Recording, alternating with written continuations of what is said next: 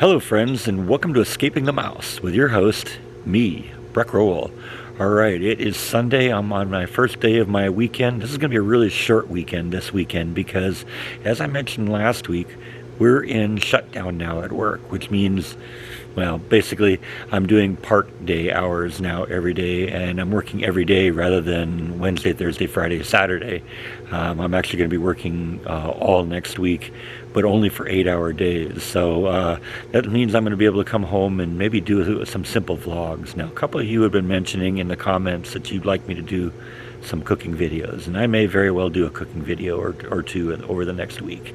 So you got that to look for. We may go on like a hike or something like that. It's going to be some simple videos that can be done quickly because I'm going to be off of work at 3:30, and that doesn't really leave a lot of time for starting any big project. But everything kind of gets back to normal once I start my week next week, and then we'll be back to our normal schedule. But for now, that's where we are. Now, this is the first day that it's been around here now that it hasn't really been rainy and everything's dried out a little bit. And so I really want to get to trying out the lawnmower, and let's get this backyard mowed because it's in bad shape. You think it's time?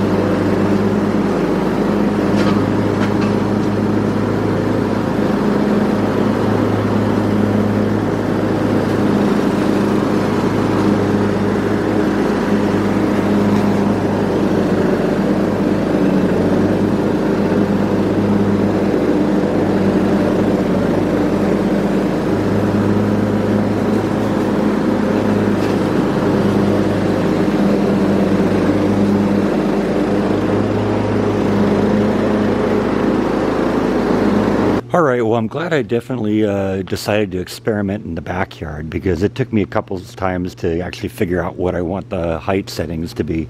They actually recommended 3. I actually found that I think 4 is going to look better.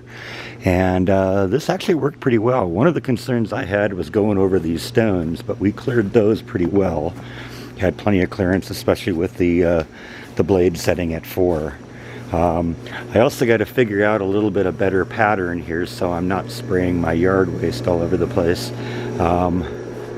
Fortunately, I realized right off the bat that we were going to be really careful because when I'm blowing grass trippings up against the pool, some of it's ending up in the pool. Fortunately, I was able to minimize that, but that's another one of those things that I'm going to have to adjust my mow pattern a little bit to, get to the point where I'm minimizing that. Obviously, it was a little worse this time because of the fact that it had been so long since it had been mowed. But now I got to go around here with a weed whacker and kind of hit the edges a little bit. The areas I couldn't get back here, I'll probably end up moving these things a little bit so I can get back here a little bit because I had to kind of go around those. But I got the front and the backyard done in about 35 minutes. So that's the way to go on this. Alright, so I finally got front and back mowed. I got the front completely cleaned up. I still got a little mess back here in the backyard, but I got the yard looking good, and like I said, I got to do a little trim back here in the back and then clean up. But it's really starting to get hot, so I think I'm going to take a dip in the pool just for a little while, and then we're going to go do a live stream. By the time you're seeing this, the live stream happened a couple days ago, but you can go back and watch it if you'd like. Now, one of the things I'm going to have to contend with, I'm not going to be able to be in the pool that much because since I got 7 inches of rain and it's been relatively cold for the last few days, the pool is a little cooler now than it was. I would guess probably, you know, before the storm it was probably in the mid 80s, and I was in it just briefly last night, and I can only be in it for a few minutes because it's probably, you know, down into the low 70s now. It's amazing how much 7 inches of cold water will change the water temperature. So anyway, it will feel good to get in there because I'm really hot and sweaty right now, but probably won't be in there for very long. So I just ran a couple of errands. I went over to the local Walmart and picked up some new drinking glasses. I've actually got kind of a mishmash of drinking glasses right now that I've bought over the years, and unfortunately none of them are complete anymore because, you know, every once in a while I break one or something happens like that. And I was getting to the point where it was getting ridiculous because I had like 2 of one glass and 1 of another glass and 3 of another glass, and I just decided I needed to have a new set of glasses. So I got these at Home Depot, pretty inexpensive, less than 20 bucks, and we're gonna throw those in the dishwasher and be ready to go forward here with some new drinking glasses. So now that we got the yard sort of under control and I got the lawnmower back into the shed, I want to actually explore a little bit about how we could go about raising that ramp, because like I said, there's too much of a step up from the end of the ramp into the shed, and it's causing the mower to bottom out on the actual mower blade part. That's actually hitting the frame here. So I actually wanted to look and see how this ramp is connected. It's actually kind of just connected with these 2 little hooks right here. There's one here and there's one over there on the other side.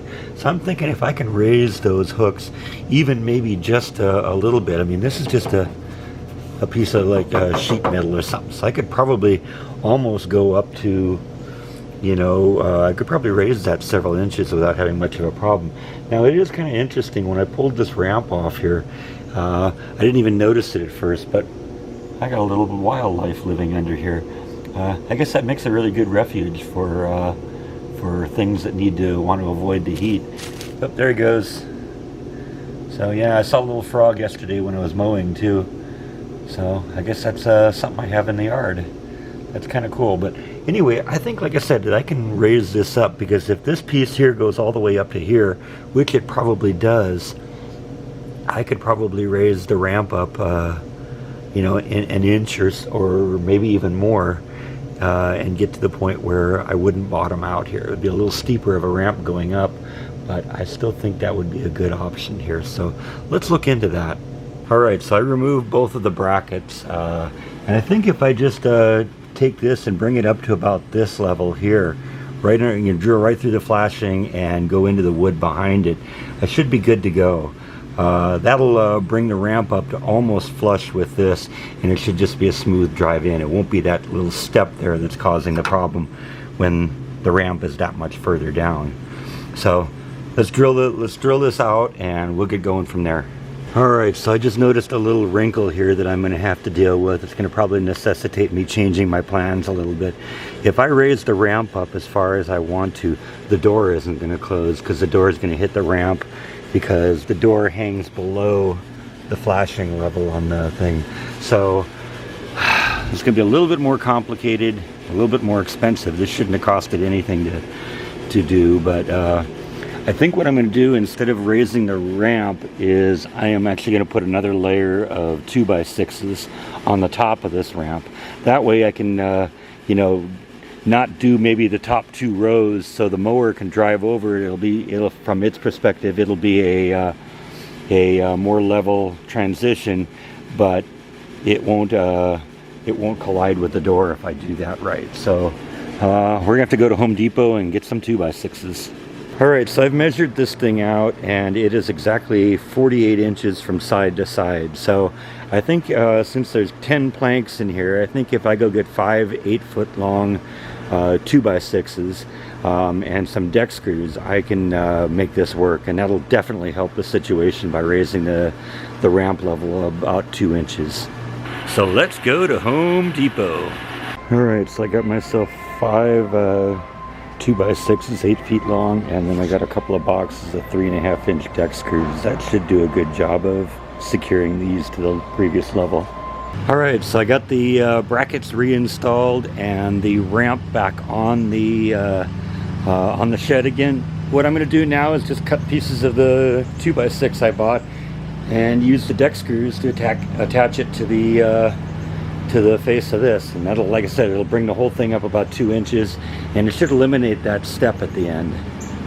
Alright, so I got all the pieces cut and kind of fit into place. They aren't screwed in yet. Now I actually had to put a slope on the end of this one here, just because this was the piece that was going to be colliding with the door. But now I've got it to the point where I can open and close the door and it doesn't touch the bottom, and we're good to go. So, you know, while there is a little bit of a dip here, it won't be a problem, because the real problem is this step here. And once we get to the point, you know, the tires will easily navigate that.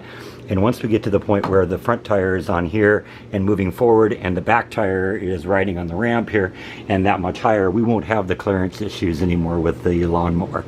So let's just get this all screwed into place and we're done. Alright, there we go. We got the new deck plating installed. It's about almost 2 inches taller, and I actually pushed the mower out of here just because I wanted to kind of be safe and make sure there was the clearance. It looks like there is. So let's do the final test, driving it in here with my weight on it.